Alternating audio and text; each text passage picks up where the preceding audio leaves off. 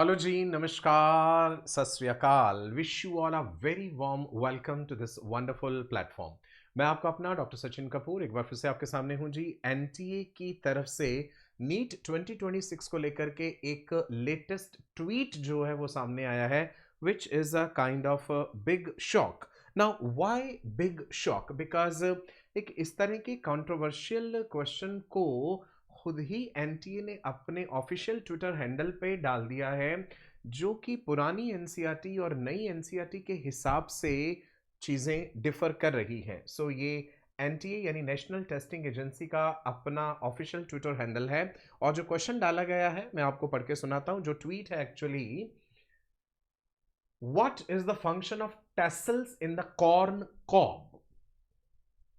Plant reproduction और the sexual reproduction in flowering plants, class 12th के syllabus का एक बहुत ही इंपॉर्टेंट चैप्टर, जिसमें पॉलिनेशन का टॉपिक आप एक पढ़ते हैं, विन पॉलिनेशन पढ़ते हैं, right?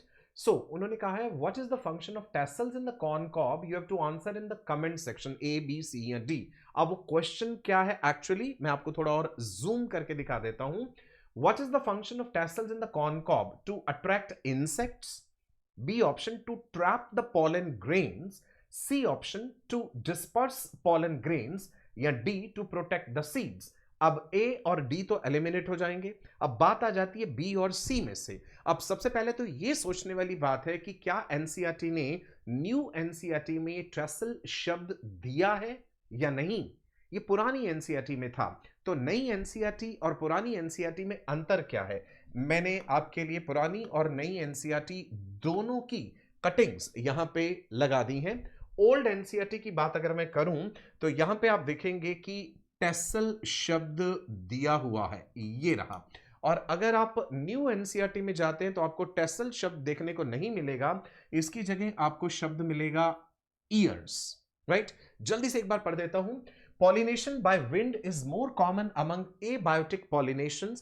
Wind pollination also requires that pollen grains are light and non-sticky so that they can be transported in the wind currents. We know that. They often possess well-developed stamens so that pollens are easily dispersed into the wind currents. Figure दी है, एक figure मैंने यहां पे नहीं लगाई है। And large often feathery stigma to trap the airborne pollen grains. Wind pollinated flowers often have single ovule in each ovary and numerous flowers packed into an inflorescence. A familiar example is the corn cob, right? Bhutta jo hai corn cob. The tassels you see, they are nothing but stigma and style. So they are saying tassels are the hanging stigma and style which wave in the wind to trap the pollen grain. तो मतलब tassels का function है to trap the pollen grain. और अगर मैं उनके सवाल पे जाता हूं what is the function of tassels in the corn cob, तो आंसर हो जाएगा B, to trap the pollen grains. But now the question comes कि क्या ये टेसल शब्द न्यू एनसीईआरटी में है? नहीं। यहां पे हम देखते हैं, वो कह रहे हैं the ears you see, this is new NCERT, the ears you see they are nothing but the stigma and style which wave in the wind to trap the pollen grain। तो भाई pollen grain को trap करने का काम तो ears कह दिया आपने यहां पे, और पुरानी एनसीईआरटी में आपने tassels लिखा है। wind pollination is quite common in grasses। ठीक है, एग्रीड। कितनी अजीब सी बात है, जब एग्जाम में इतने थोड़े से दिन रह गए हैं तब एनटीए जो है इस तरह का खेल बच्चों के साथ खेल रहा है। आप उस तरह का सवाल उठा करके दे ही क्यों रहे हो जो एनसीईआरटी में नहीं है? चलिए मान लिया कि आपने ये नहीं कहा कि हम हर सवाल एनसीईआरटी में से ही डालेंगे, ऐसा कोई कानून नहीं है या लिखित रूप से एनटीए ने नहीं दिया है कि हर चीज एनसीईआरटी में से ही आएगी, एग्रीड। लेकिन आप ये तो देख लीजिए कि पुरानी एनसीईआरटी में आप टेसल का फंक्शन दे रहे हैं और वहां पे उसे टेसल के लिए मान रहे हैं, और नई एनसीईआरटी में टेसल शब्द हटा के आपने ईयर कर दिया है ना? ना, अगर हम थोड़ी सी रिसर्च करें, गूगल में इसके बारे में ढूंढें या अलग अलग एआई पे ढूंढें, तो हमें क्या देखने को मिलता है?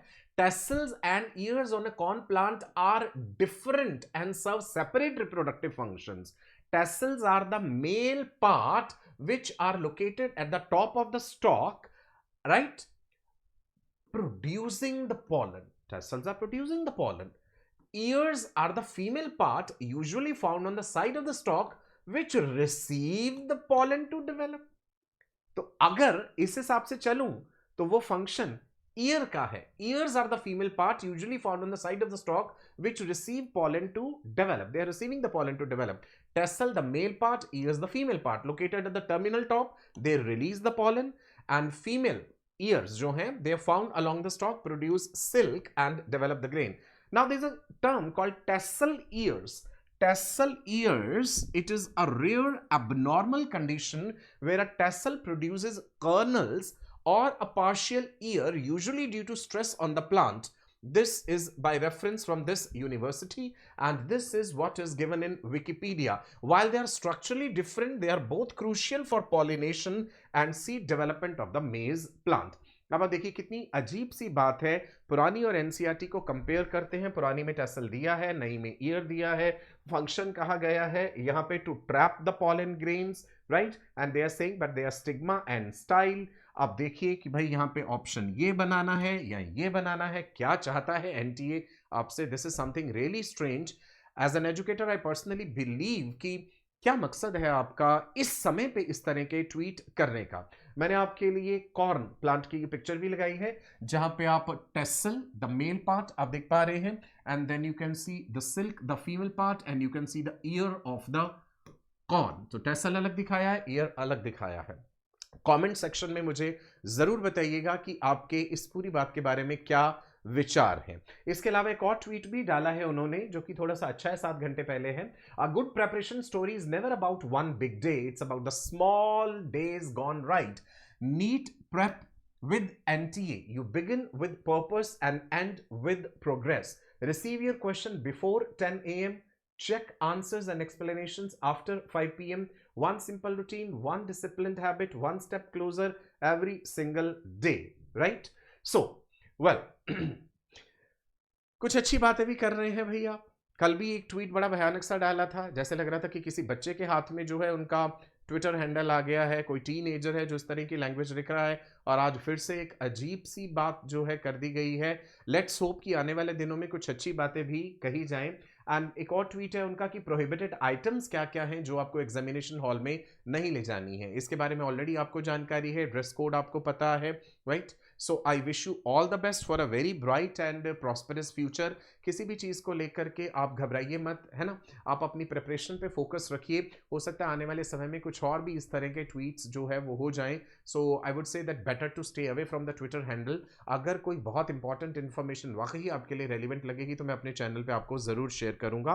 वीडियो पसंद आया हो तो लाइक कीजिएगा, शेयर कीजिएगा, एंड सब्सक्राइब ज़रूर कर लीजिएगा चैनल को. I wish you all the best for a very bright and prosperous future. Stay blessed, stay focused, work hard. Hard work always pays. There is no shortcut to success. मैं अपने हर video में आप लोगों को कहता हूं. फिर मिलेंगे एक अगले बेहतरीन वीडियो के लिए, राइट. तब तक के लिए नमस्कार, bye bye, stay blessed, God bless you.